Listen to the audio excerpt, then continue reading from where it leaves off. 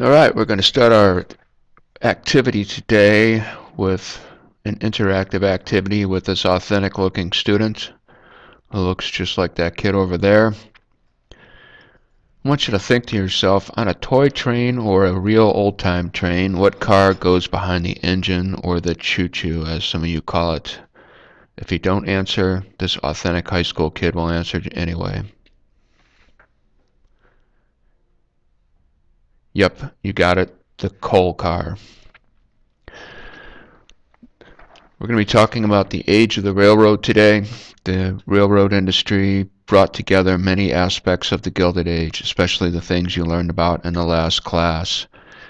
The resources of coal, oil, and steel all combined in the railroad industry. They sort of make one big wheel, even though this isn't really shaped like a wheel.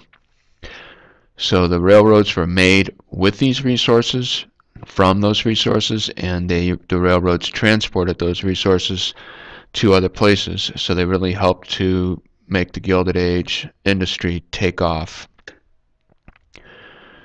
New towns were developed along the routes. The Transcontinental Railroad was developed.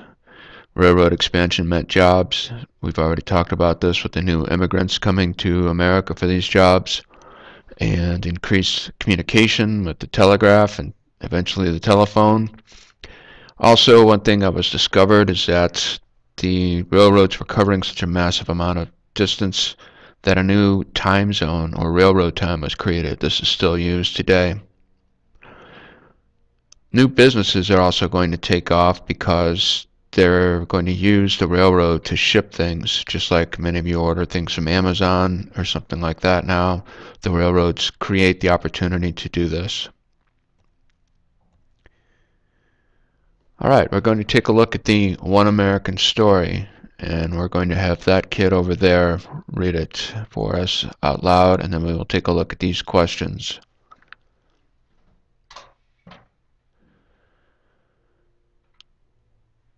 First question is, based upon what you read, who lives in the town of Pullman?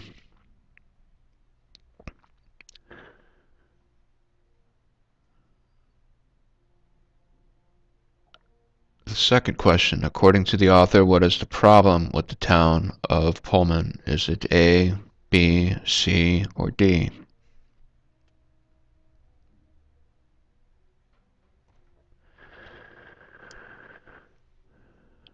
And next, based upon what you read, what seems to be the main idea of this section? Is it A, B, C, or D?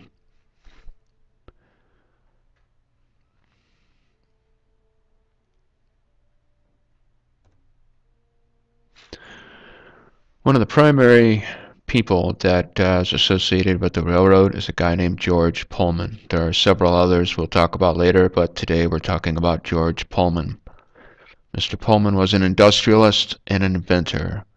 He developed railroad cars, but not just any railroad cars. He developed the specialized sleeper and luxury cars.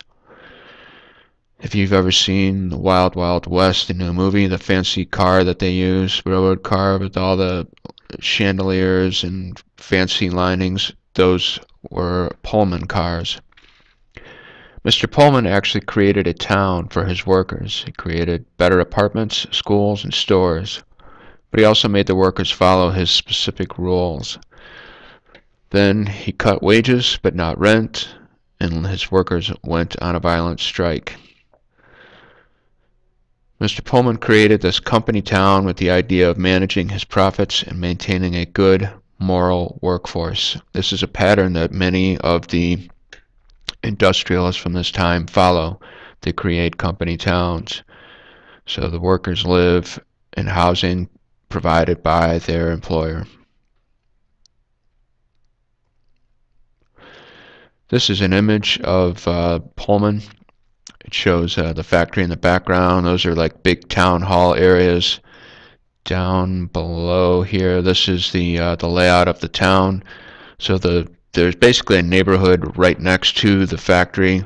There was actually a brickyard in the town that was created to build buildings. It was a lot like Marathon. If you lived up at the Marathon refinery near us, It would be very similar to that if you lived like right outside of it. So they would have like their own lumber yard and their own brickyard.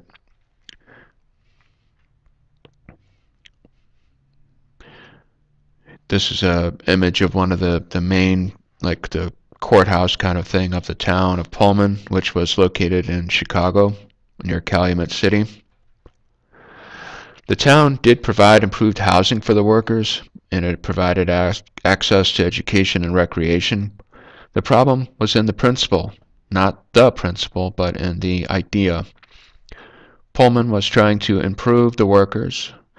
He forbid them from drinking, gambling, and other bad behaviors. He controlled all of their free time. He regulated religion, mandated education, and essentially Pullman was trying to get back the money. I left that out. He was trying to get back the money that he paid to the workers. So now he gets the money back in rent and purchases and stuff like that from the store. So he pays the workers, and then when they spend their money, that money goes right back to him. He basically controls every aspect of their life.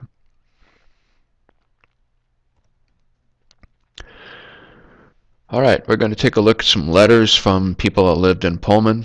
They're rather short. Pullman's excessive control over his workers and unfair treatment eventually led to a strike. One of the things I'd like you to do today is this. You're going to use the letters from Pullman, the city, to make a list of complaints a worker would have. I'd like you to make this list of complaints as a set of reasons why you are going on strike, just like this protesting high school student down below. I'd like you to have 8 complaints. So start it out with something like, Dear Mr. Pullman, we demand our rights. We have the following complaints. These will be shared and read aloud if we have time. And finally, you're also going to evaluate some of the other things listed in the section, Chapter 14, Section 2, about railroads. There's a list of things related to the railroads. You're going to evaluate whether they had a positive or negative effect on the time period. I think we have an example here.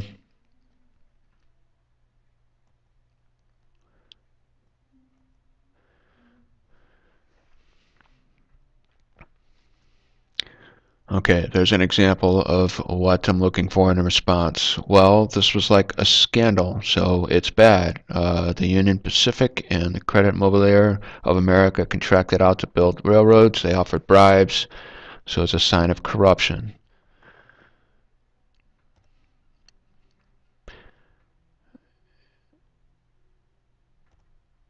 Okay, and that will end our presentation. We will use these next time. See you soon.